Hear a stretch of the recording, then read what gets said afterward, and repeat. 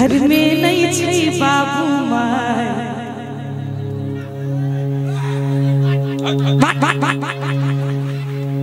घर में नहीं छै बाबू माय भैयो गेल छै बाहर आइ जब जाना हंसली रात में भेंट करब हम अहाँ सो मिडनाइट में घर में नहीं छै बाबू माय भैयो गेल छै बाहर घर में नहीं छै बाबू माय भैयो गेल छै बाहर जब जाना हंसली रात में भेंट करब हम अहाँ सो मिडनाइट में जब जाना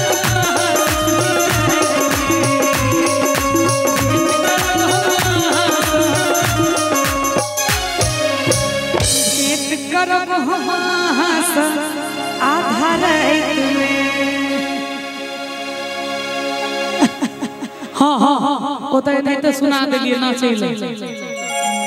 छिछि भाई जे हमें जोरिया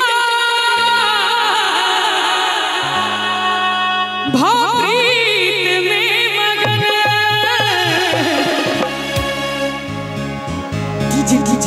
डीजे हम जान छी आगे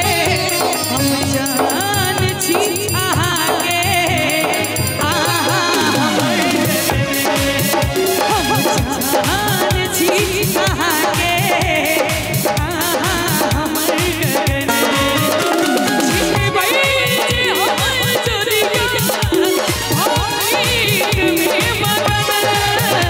हम जान छी हमर ये